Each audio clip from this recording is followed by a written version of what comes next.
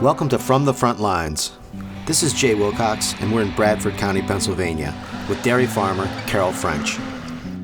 The landman came to Carol's area and sold hydraulic fracturing as a once-in-a-lifetime lottery for the farmers. Farms, especially small family farms, are struggling.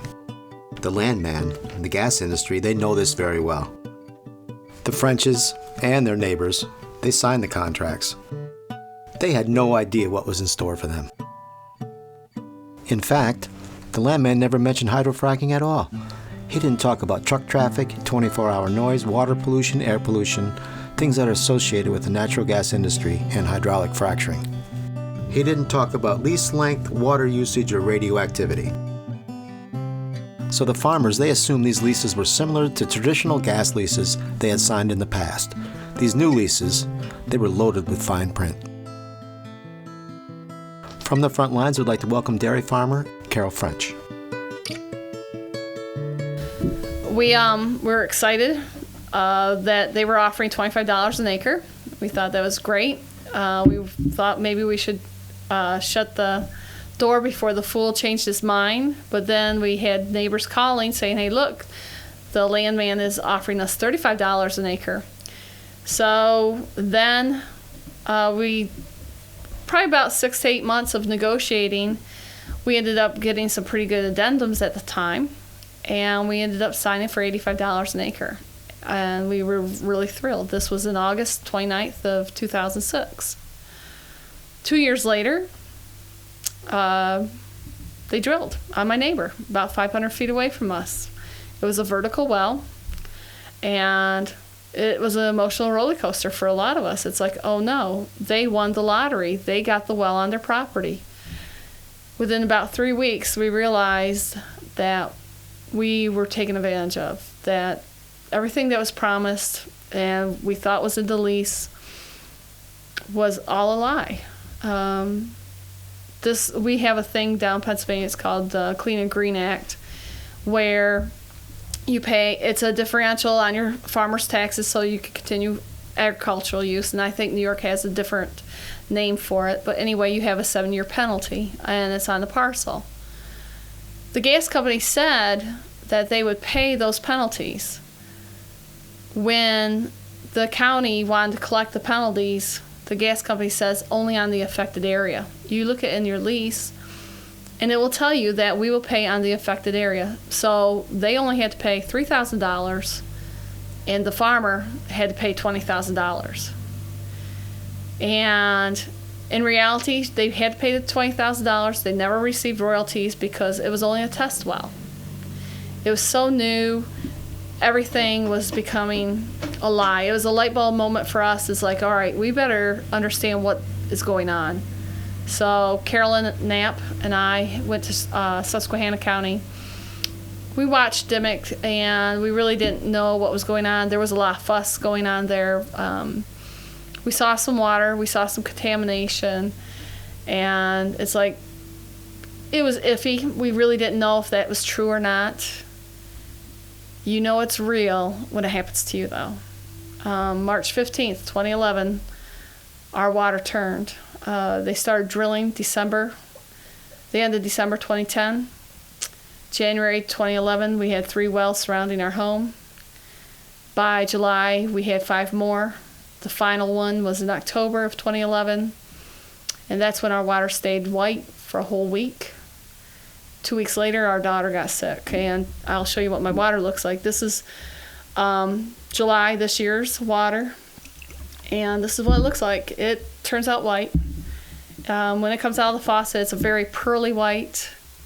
It'll settle with the sand at the bottom, and then it'll have a green moss on top, and it'll gel like Jell-O. But this has been around since July, and so the gel is out of it. The gas companies were a little concerned about our gelled water. They wanted to know how far the gel was in the water. And I told them they could stick their finger in it because I wasn't going to. But it's real. And I don't think anybody can relate to that until it happens to them. Just now, my neighbor, her water changed Monday, and it's December the 3rd. and she brought down her water, and this is what her water looks like today. She just has a brand new washing machine, and her water is that black particle stuff. And if you smell it, it smells like sewer. And it was okay that my water changed, but as soon as it happened to her, it's almost like all hell broke loose. Now what do? We're in panic mode. I can tell you that I have contacted DEP, and that was a year ago. And to this date, they have not come and tested my water. I can tell you that the DEC will do the same. They are both in the pocket of the gas company. The gas company directs them in how to test their water and what chemicals they're going to show. So, I don't know. Is it worth it? We got $13,600. And this is what we lost. A farm. Claude is 60 years old. So the farm was our home. It's where we raise our children. It was our retirement. It was our business. And now we could face losing our milk market, losing the value of our cows. In Pennsylvania, in Bradford County, I know people that have lost 80 to 90% of their property value. So, for example, a home on Paradise Road, Terry Township, was worth $395,000. It was appraised at $39,000 because they lost their water. You also face the fact that you can't sell the property. We don't have the water. Nobody's providing us water. Our cows have had rashes coinciding with the rashes I have on my body. Well, my rashes have subsided of late.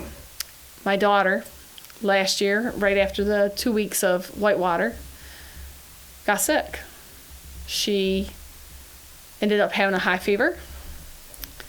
She ended up having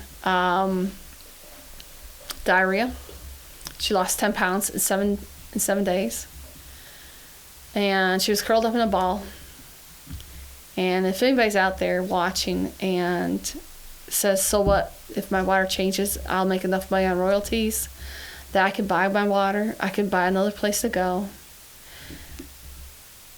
You look at your child as she's laying in the bed, curled up, begging for help. She had awful pains in her stomach, so we took her to the hospital. They did urine testing and blood work. They found high white cell count in her urine, urine, but not in her blood. So that prompted them to do an MRI. They found high, what's called free-floating fluid in her lower abdomen. And then they found that her right ovary, her spleen, and her liver were very enlarged. They treated her for urinary tract infection, but there was not a urinary tract infection at all. They called 4 days later and said, we don't know what's wrong with her. My neighbor, north of here, went through the same symptoms in April, 6 months prior. I think it's 6 months prior. But her spleen burst in 3 days after she went to the hospital. My daughter knew she couldn't stay here. We knew she couldn't stay here. So she left. Is the $13,000 worth it? Is $2 million worth it? How do you put a price on your child's life? How do you put a price on your business? How do you put a price on your food source? What's it worth? Thanks, Carol. That is the question. What is it worth? Are we really going to contaminate the planet's water, our aquifer, for 10 to 15 years of natural gas? You decide. This is Jay Wilcox, and you've been watching From the Front Lines.